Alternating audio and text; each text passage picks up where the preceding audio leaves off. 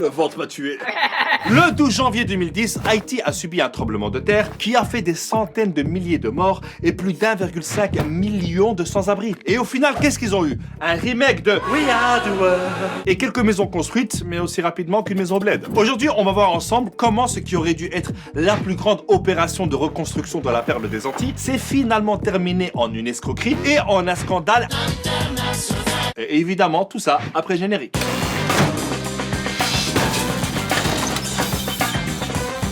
Faut savoir que Haïti a été l'une des colonies les plus riches et la première république noire a proclamé son indépendance en 1804, soit 2-3 jours avant le lancement de Vivement Dimanche. Mais ça lui a coûté une dette coloniale à la France de plus ou moins 17 milliards d'euros d'aujourd'hui, qu'elle n'a fini de payer qu'au milieu du XXe siècle. Mais bon, après quand tu commences une histoire et qu'il y a les termes dette coloniale, t'imagines bien que ça finira aussi mal que Macron qui parle anglais. I don't like what you did in front of me. Faut savoir que le pays n'a jamais réussi à bien se développer et il est toujours dépendant des ONG et des organisations humanitaires, à tel point qu'on la surnomme la République des ONG. Depuis le tremblement de terre en 2010, t'as plein d'ONG et d'organisations humanitaires qui ont débarqué comme les Avengers mais version Bollywood. Parce que t'en as plein qui ont fait des trucs sans logique, sans coordination et énormément d'argent a disparu. Et croyez-moi, c'était pas la faute de Carlos Ghosn. Eh, c'est notre territoire ici, tu vois bien qu'on est en train de distribuer de la nourriture. Ouais, ben nous on a des camions avec des couvertures. J'ai faim, j'ai froid. La ferme! Tu vois pas qu'on est en train de te sauver la vie là? C'est un truc de fou. La politesse. Bon, qui a faim? Qui a froid? Le gros problème aussi, c'est que t'as des humanitaires qui se sont crus tout permis. Les gars, on n'est pas à la police ici, hein. Il y a des règles. Par exemple, Oxfam avait des employés qui ont organisé des orgies avec des prostituées. C'est quand même triste pour une ONG reconnue pour son excellent travail. T'as aussi les casques bleus de l'ONU, censés protéger la population après le tremblement. Ben les mecs, ils ont apporté le choléra avec eux. Ça a fait plus de 10 000 morts et 800 000 malades. Et encore, il a fallu du temps pour que l'ONU reconnaisse son erreur. Et puis t'as des gentils ONG qui ont distribué de la nourriture sans penser aux agriculteurs locaux. Comment tu veux que le paysan vend ses légumes quand en face t'as un mec qui vend tout gratuit? Mais la médaille d'or du grand n'importe quoi revient à la Croix-Rouge américaine. Elle a recueilli 488 millions de dollars de dons jusqu'en 2015. Et elle a été accusée de n'avoir construit que 6 maisons. Les gars, Haïti, c'est un pays, c'est pas un Monopoly. T'as aussi l'agence américaine d'aide au développement qui a débloqué 2,5 milliards de dollars d'aide. Et bien sur tout ça, il n'y a que 2,6% qui a été versé directement aux entreprises ou associations haïtiennes. Le reste... Donc sous le coup de l'émotion, tout le monde s'est précipité, mais ça a été mal géré. Résultat, Haïti est devenu une espèce de centre d'entraînement pour des humanitaires qui ne connaissent ni le contexte, ni même le pays. Tu savais qu'ils parlaient français ici? Bah ouais.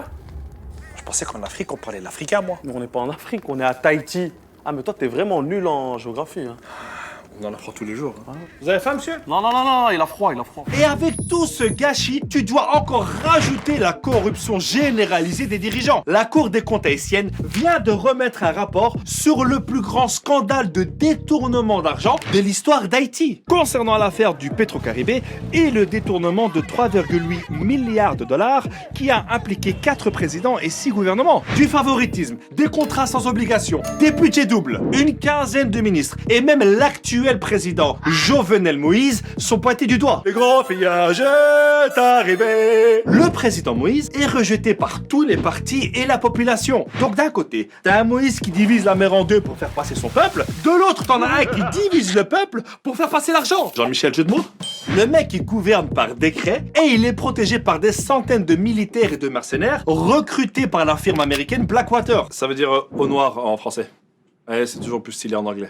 10 ans après le tremblement de terre et l'intervention internationale, le pays s'est encore plus appauvri et la criminalité a explosé. Le peuple haïtien proteste depuis 2 ans contre l'injustice et la classe politique corrompue. Ah, là-bas, c'est pas des gilets jaunes qui doivent être distribués, hein, mais des gilets pare-balles. Avant le séisme, Haïti était classé 149e sur 182 selon l'indice de développement humain. Aujourd'hui, malgré toute cette aide humanitaire, le pays est classé 168e. Et il y a toujours des problèmes d'insécurité, de maladies et il manque de tout. Je pense pour sortir de ça, il faudrait une vraie enquête. Et quand je te parle d'enquête, je te parle pas d'un sondage fait par des ONG à la sortie d'un métro, mais d'un vrai bail à l'échelle internationale pour savoir qui sont les responsables de ce pillage. Je pense que la France devrait aussi revoir son histoire et rembourser sa dette d'indépendance à Haïti. ce qui, je pense, lui permettrait de s'en sortir un peu mieux. Notre présence ici n'a pas laissé que de bons souvenirs. Nous, on est avec le peuple. Ils sont debout comme ils l'ont fait à l'époque pour gagner leur indépendance. Et évidemment, n'oubliez pas de partager cette vidéo pour sensibiliser un maximum de monde. Et comme dirait mon proverbe, celui qui partage la vidéo. Attendez, c'est encore moi. Et non, c'est pas une pub pour vous demander de vous abonner ou alors pour regarder un autre épisode, non. Par contre, si vous voulez le faire, vous pouvez cliquer là pour vous abonner et regarder un autre épisode là. Faites-le. Je vous attends. J'ai tout mon temps.